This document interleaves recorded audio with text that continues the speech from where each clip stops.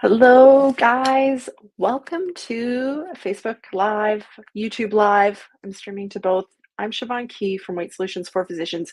And today, what I want to talk to you about is the top three beliefs that are probably slowing down your weight loss. So, we have been conditioned that when we start to think about weight loss, our mind automatically clicks in and predicts how it's going to go. It predicts certain things about what it's like to lose weight. Some of that comes from our past history. Some of it comes from our previous experience when we have tried to lose weight before. Other things come from the messaging we've received throughout our lives, through media, through other areas of society about what it means to lose weight and what that looks like. Some of it, as physicians, comes from the training that we got in medical school. And I know that there's certain beliefs that we have, and actually, it's a lot of the beliefs that we start with when we're like, okay, it's time, I'm going to make some changes, I'm going to start losing weight.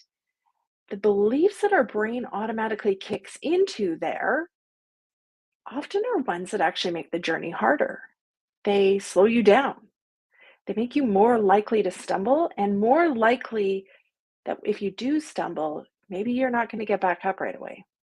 And that's why I wanted to record this live for you so that I can teach you some of these common beliefs and you can start working on shifting them. Start considering that maybe it could be different. Maybe this time around could be different. And so as I go, comment in the comments, tell me your questions. I'm happy to answer anything. If you're listening to this on replay, thank you for listening. And hit a hashtag replay or comment and ask your questions, and I will come back and answer them for sure. Let's talk about the first belief. This is common. And honestly, as physicians, we are so used to working hard for everything. We are hard workers. We were trained to do it, and it's what we needed to do to get through our training and what we still need to do to get through our days. So then we try to apply the idea that hard work equals more success when it comes to weight loss. It's not true. It is not true, and it is not needed. And what it does, though, is if you're thinking, okay, I want to lose weight, I want to start eating healthier, I want to feel more in control of my eating or my binge eating, whatever situation you are in, you're thinking, okay, like it's going to be hard. I'm going to have to be able to be really focused on this. I'm going to have to really work at it. That might work initially. If you're really fired up and you're really excited about the idea of what's possible, the problem with this is if we believe that it has to be hard to work, number one, we will look for the hardest path. We will find the hardest way through. And hard is not necessarily sustainable. Most weeks, hard is not sustainable. And so, if we hold a belief that it needs to be hard in order to be successful, what then happens is when we have one of those weeks where we just don't have the extra time and the extra bandwidth to keep up with hard because we're busy, our brains are focused on all the other hard things we do in our day, the clinical care we provide, the caring for our families, the juggling home and family and kids. Those are the hard things that we're doing throughout our day. So it's no wonder that the hard of eating healthy, of losing weight, of making sure we're getting physical activity, it's no wonder that that falls by the wayside. On those hard weeks, we don't have the bandwidth to stay focused on all of that stuff. We're focused on the priorities. And often, especially when you're first starting out, when you're wanting to lose weight or feel more in control of your eating, chances are it's not going to sit at as high of a priority as the other things in your life. That may change over time, and I hope it does because I believe caring for ourselves is one of the biggest things we can do to care for other people. But initially, when you first start, generally it's not the top priority. Everything else comes first. So in those busy weeks, it's no wonder that we're not able to focus on it. And if we believe that it has to be hard, that totally stops us from finding the solutions that are actually going to work to let it be easy, to let it fit into those busy weeks. This is something I coach around with my members inside my program Stress Eating SOS a lot is how do we make it easier? How do we make these solutions we're creating for lifelong weight maintenance and weight management as easy as possible? Is it even possible to make it easier than the less healthy option? And it is. I can tell you that because we do it a lot. But just consider that that's possible. Just opening your mind to the idea that it's possible can change your whole weight loss experience. Considering that maybe hard isn't better. Maybe more work doesn't equal more success.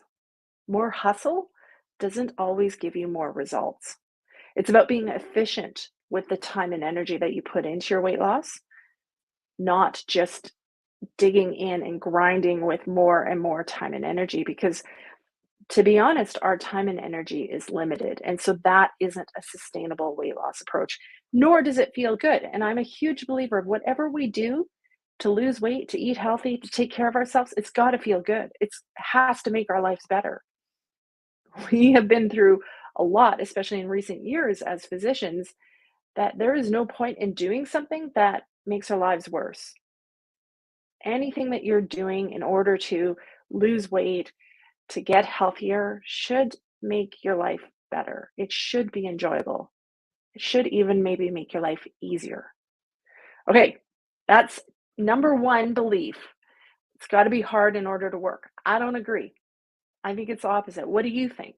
Type it in the comments. Have you ever hit a time where you actually found ways where it felt easy? I find with the physicians I work with, it could be a little slippery. We were just talking about this in one of the coaching sessions this week, that it can be kind of, you just feel like you get it, and it's almost like a slippery fish and it can move out of your hands. And that's totally fine. The more you practice, the more you believe that it could feel easy, that you could find ease in this process, the better off you're going to be. And the more consistently you're going to find yourself in a place of ease. Number two, I can never eat blah, blah, blah, blank. So, what this one is when you start thinking about, okay, I want to eat healthy, I want to lose weight, I'm going to make all these changes. Then your brain's like, and so if I do that, I'm never, ever going to be allowed to eat blank. So, if you listen to my stuff, you know that I eat low carb. I definitely did this for a long time of like, okay, if I'm going to lose weight and I'm going to be consistent, it means I never get French fries and I never get to eat bread. And if you just picture how that feels, you're kind of psyched up for making some changes, for going after a goal, and then you hit yourself with, I can never ever touch the stuff that I think I love, that I really enjoy in my life. How likely are you going to be to start? How likely are you going to be to continue even on those weeks where you're stressed out, you're tired, it feels like you just don't care? I can tell you probably not very. If you're viewing weight loss as this black and white thing with eating, and this kind of ties into the next belief that I'm going to talk about too. If you're viewing it as this black and white entity of if I'm going to be successful, I can only eat this and never eat this. If I'm good, it means I only eat this and I don't eat this. It's not sustainable because we as humans generally don't deal in absolutes. Often, even if we really believe in one way of eating, there is going to be times where we choose to eat outside of that. And any way that you choose to lose weight, we need to have a structure to manage that. Manage it so that if you make a choice to eat outside of your kind of the food that you're eating to lose weight, that it's not necessarily a negative in your life. I truly believe in the importance of empowering yourself in your food choices. That the black and white, like, I'm never going to be allowed to eat this, I can never eat this, I'm bad if I eat this. All that does is it means when you do end up eating that food, you think it's something wrong with you, that you failed. You make it mean something bad about you and your own weight loss journey. And then guess what happens? For most people, then the eating keeps going because you feel so bad about the fact that you ate it in the first place. I believe and I teach and I coach the physicians in my program around a different approach where we focus on you can make any decision you want. And I practice this in my own life where anytime I'm in a food decision where, say, somebody brings in baked goods to the office, or my kids bake stuff, or I'm at a restaurant and I'm looking at an extensive menu, the most helpful place that I can be in my mind is I can eat whatever I want. I absolutely could eat that food, but today I'm going to choose this option because it's very different and it feels very different from the I'm never ever going to be able to eat that. So when you start losing weight and you're choosing a way that you're going to eat, maybe you're going to eat lower carb, maybe you're going to eat portion controlled and cut out fat, maybe you're going to eat vegetarian or plant based. It doesn't really matter. Any way of losing weight means that most times you will have to choose kind of a certain way of eating. As much as possible, if you can feel empowered that you know why you're choosing that and that it's your choice, it's not somebody else's rules, and that you know that at any time you could eat something else, but you develop really good reasons why you don't do that on a regular basis, that's when the food decisions start to feel a lot easier. And that's when you don't have that like want want feeling about starting a new diet where you're like, well, okay, but I guess there goes all the good food in my life. You can actually start to cultivate a way of eating that you really enjoy where you're excited to eat the food that actually helps you lose weight. But it's getting out of this black and white thinking of I can never eat this, I can only eat this food's bad, this food's good. That type of thinking doesn't help you as much as possible. And again, this is something I coach around a lot inside my programs with the physicians that are members is how do we foster that empowered approach to food choices? Where you can make a food choice and it just doesn't bother you. You are happy with whatever choice you make and you move on and you make the next choice because that's when you can really build that consistency that's actually going to get you to your goals and help you lose weight and to keep it off. And just picture if you haven't been there before, just picture what it would be like to be in any food situation and not actually be bothered by it. It can be a huge, huge change. It can be transformative. And it makes things so much more sustainable. Okay, number 3, mistake number 3 or belief number 3 that gets in your way of reaching your weight loss goals, slows down your progress, is I can't make mistakes. This is huge. I see this all the time with the physicians I work with, all the time. Is that the thought of in order to be successful in our weight loss, we need to be perfect. We should start a diet and then stick to it, no problem. Never look back. It's not real life. It's a polished up version that we were taught, but what it creates is it creates that place where you follow a diet pretty well for, say, 3 weeks, and then you find yourself going back to old habits and you think, I can never stick to anything for more than 3 weeks. If that's you, it's probably this type of thinking. What I really believe and what I teach is mistakes are inevitable. Making choices off your plan is inevitable. Exactly how it looks and how often you choose to eat off your plan is going to depend on a whole lot of different scenarios and different factors in your life. And we can modify those inside Stress Eating SOS, my coaching program. We really work on coaching around all the different things that influence how often you're eating off your plan in the most kind and most positive kind of way. But it is inevitable that sometimes you're going to make choices to eat off your plan. And those choices, eating off your plan, can 100% be part of a very successful weight loss. It also can be 100% part of very successful weight maintenance, but it's all about how you approach it. What matters is not that sometimes you eat off plan or sometimes you eat food that doesn't help move you towards your weight loss goals. What matters is how you think about it when you do. So if you have this belief, this I can't make mistakes, in order to be successful, I have to like just stick to it and not veer from this diet or this eating approach. What that means is when the inevitable thing happens that you do eat something that's not helping you towards your weight loss goals, or you do feel like you make a mistake, then you assume you failed. then it creates this whole like cascade of stuff coming down on you about how you did it again. I can't believe I always do this. This always happens. Now it's going to be a big deal to get myself back on that diet. There's all these different thoughts that come cascading down because we assume we failed, because we made a mistake.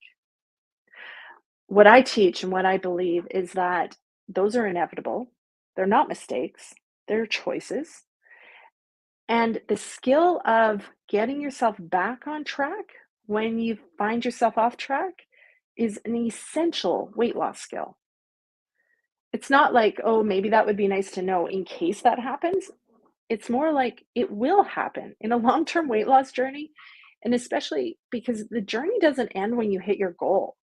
If you're losing weight and you hit your goal, you still have to stay focused on things in order to maintain that weight loss. You still have to be doing the same activities, the same habits. And so for years and years and years, it is going to be important to have the skill of recovering from mistakes or getting yourself back on plan is the way I prefer to think about it. It's not an optional, like, only people who aren't doing that well have to figure that out. It's like the people who are most successful in their weight loss know how to do this. They don't get worked up about making a mistake or eating off plan one or two times or for some days, whatever it is. They focus more on, okay, how do I get myself back? What is a skill that I use to get myself back? And I teach that inside my programs. But just the watching for the purpose of this live stream is really watching where this is showing up. If when you're starting to lose weight, if you're thinking you're going to have to be perfect to be successful, it's going to trip you up and it's going to slow down your weight loss, guaranteed.